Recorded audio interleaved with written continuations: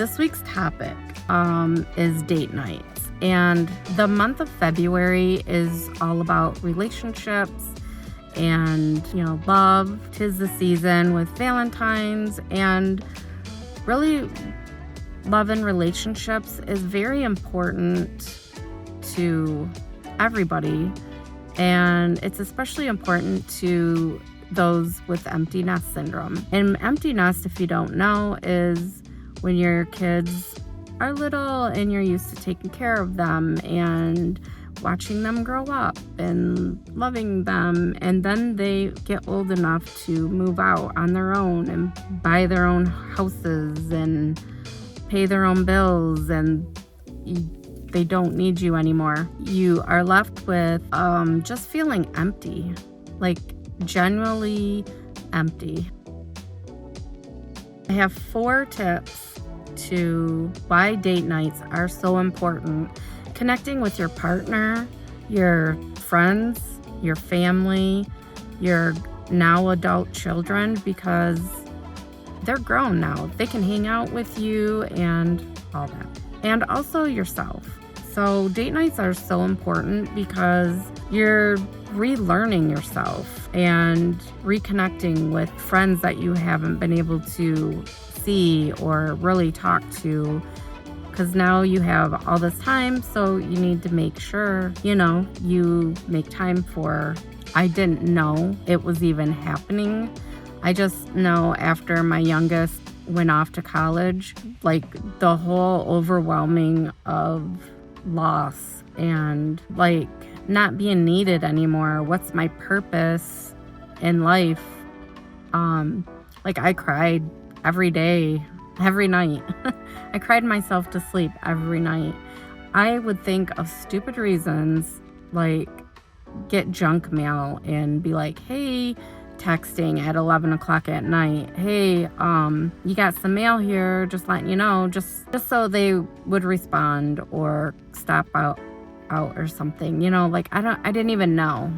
Nobody never discussed to me about empty nest. I kind of stumbled upon it years later, and so I feel it's very important right now because I know so many of my friends that are going through this, and they were where I was. Like, I can't wait for them to move out. Everybody, I feel, at some point goes through that. When my kids grow up, I'm gonna do this and that, like travel more or go out or do whatever it is that you want to do. It's important to keep those connections with friends and everybody. And so once your kids are off on their own, it's important to set up these date nights. Schedule them, stand your ground and do them, because it is hard to kind of encourage yourself to do these things. It seems silly, but I will tell you 100% it is so helpful to schedule these date nights, outings, schedule with yourself. It's just very, very important. The second one is building friendships. This can be anything. You want to really connect with your past friends that you haven't talked to in a while, meet new friends. Maybe you moved and you don't really know anybody, kind of put yourself out there, just to get out of the house and find new things to do, new friends to do them with. You're going to learn that you're going to make new memories, and you're not alone. So some things that I do now, I text a lot, for one, because of my hearing loss, and I text a lot. I started this YouTube channel kind of for me as an outlet to be social, because social settings changed for me, and now my boys are gone, so I'm kind of felt stuck in my own world, I guess. And this is a way for me to kind of get out in the world and be social, as scary as it is, but I really enjoy taking photos, taking videos. I always have. And it's good to be able to have friends to share those with. The third one is connecting with your adult children. After the initial shock of it all, if you were not aware of emptiness before and now you're just learning, maybe that's what you're going through right now. Your kids are on their own and you just have this overwhelming sadness and you just don't feel like really hanging out with anybody. You just want to be alone. You very well could be going through empty nest syndrome, and not everybody does. Some may be sad for,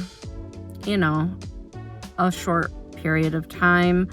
Some, it could be years. And I feel for me, it was a really long time. A lot of it also was because COVID hit and my son moved back home from college, and then a year later he moved out again, and it was the whole starting the process over, and that was hard. So he basically was kind of on his own. He was just living at home, and I got that feeling back of making dinner, and even though he was always with his friends or whatever, he would check in more often and he was home more often. And so that kind of empty nest process reversed a little bit due to COVID, and then it started over again when he moved back out. So that was a little setback, but I'm over that now. I still bother them, but I think that's every mom's dream, is just to bother their kids. Like, I'm totally off topic right now, but I just want to point out one of the best things about this empty nest is you can go to their house and mess up their house and then leave. You can go eat their food, drink their drinks, open all their cupboards, make a mess, and just leave. Back to connecting with your adult children. So the good thing about having date nights with your adult children is you can schedule a date night or a day to hang out and just connect with them and find out more about their lives. It's more of a friendship than, I don't know, kind of like a mothering type thing. I don't even know how to explain that. Not really, kind of controlling, you don't know what's going on in their lives unless you communicate and talk to them. And it's very important. And so you don't want to be judgmental. You want to just make conversation like you would with your friends. And it's kind of weird at first, but they're just learning too. And once they get it, my boys come over and they're just like, hey, what's going on? I mean, it's been a few years now for me, but the few years in between is kind of like we didn't really know what to do and how to do it. It's great because now you can share your life tips and you can offer help on situations that they tell you about. Maybe they're having an issue with a friend or at work, and you can give them honest, real life situations that you've went through and how it could help them. They just really grow as individual people, and it's just really cool to see how much they've changed since being little boys to how they are as men. It's like a lot of things have obviously changed, but yet there's still some things that they did when they were little that they still do now. And it's just so, I don't know, as a mom, it's like, aw. So some little things that I do now just to keep in connection besides the, I don't know, I'll call it stalking, is I'll do I'll have one over for dinner, or I just text my oldest, I'm making chili tomorrow. Do you want to come over for the day and hang out and help cook chili? He loves chili. He loves to cook. So he hasn't responded back that I know of. So it's just kind of something that you randomly, or that I randomly do, is invite them over for dinner. My youngest, I currently have his dog. I'm my grandpup Maverick, so I just he drops him off on his way to work, and so we kind of set that up. So I set the dinners up, and I kind of do that anytime we have even an adult event going on. We live on the lake. We have a lot of lake events. I invite them to all of those, and sometimes they come, and sometimes, they're busy, and I just got to be okay with it, I guess. I am okay with it most of the time, but, some other things that I do is we do something for every single holiday. So I get them little gifts, and I just still make up a little Easter basket or Valentine's basket, and I always have them come over and have dinner, or we just get together at home, and especially Christmas. So we're learning how to do things differently still, and creating new traditions now that they're grown and older. I don't have grandkids at this point of our journey, but it's nice to see them grow into different life changes, I guess, and be able to create new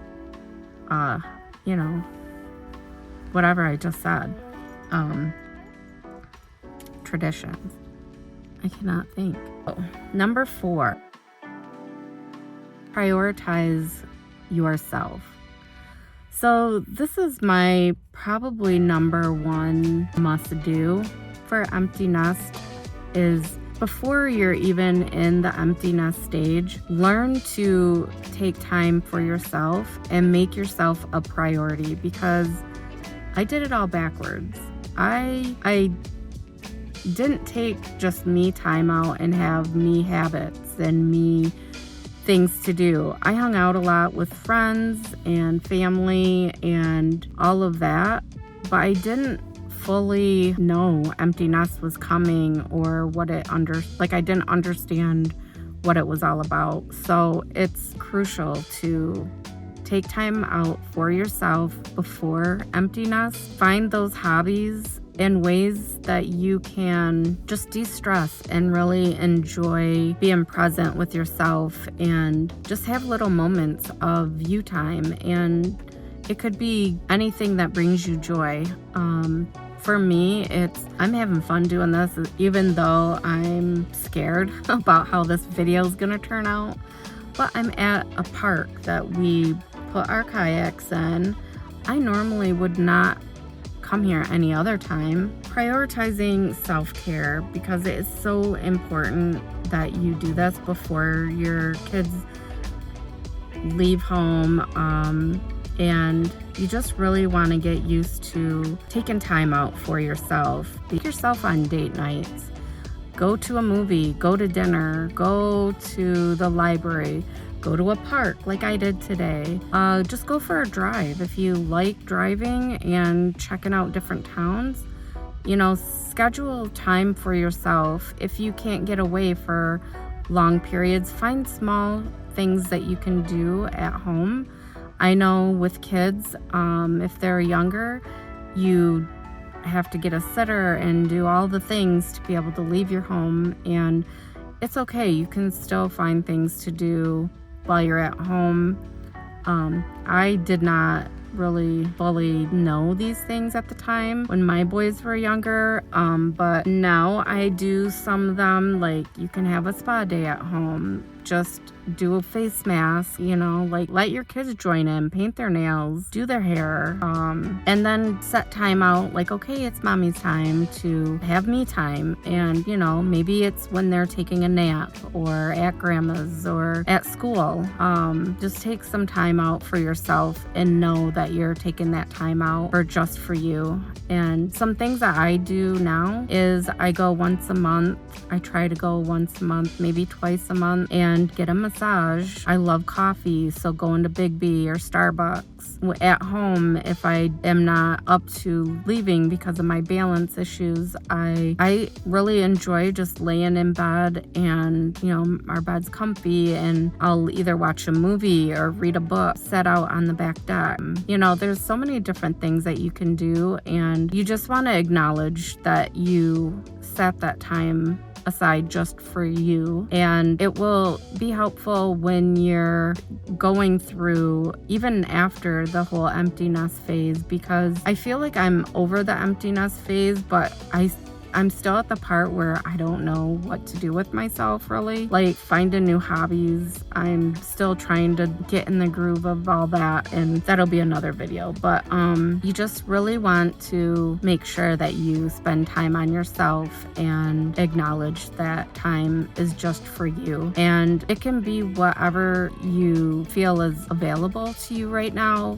Like, maybe it's just once a month for right now because you have little ones, or your work schedule is heavy, or maybe, like at least once a month, do something for yourself big. Getting your hair cut, colored, that can be a big one because that sometimes takes hours. So it's just very important I just can't stress it enough, because I did not do that. And I feel most of what I went through as far as empty nest and the loss of it, I really felt like I didn't know what to do with myself. Maybe if I would have done these 4 tips, it would have helped me ease into the whole empty nest. Life in general is a balancing act, and things get tipsy. They fall off track, get back on track. They're kind of wobbly. But if you do these 4 tips, it'll help your emptiness, whether you're about to go through it, maybe your kids are way young and you got a ways to go. Keep this in your pocket for very soon. Time flies. You only have 18 summers with them. Sometimes it's less than that. My son went off to college when he was 17, and that was my baby bird when he flew on the day of his open house. And it was like, had the open house, bye, packed up, moved him to college. So it goes by so fast. And keep you and your friends and family in the front of your brain and always on your mind, because it will all come together and you'll figure it out. And in the meantime, I'm here to help with anything that I can, because I'm still trying to figure it out, but I feel I've gone through a lot of it, and you can always improve on it. So I'm gonna end this vlog because it was my 4 tips, but also because I think there's like a school over here. I know there's a church, but it just got like really busy, and I think I need to get out of here before I get into a pickup line, because I'm an empty nester. That's one thing I don't miss, is the pickup and drop off line at school. Yeah. Until next time, keep being tipsy.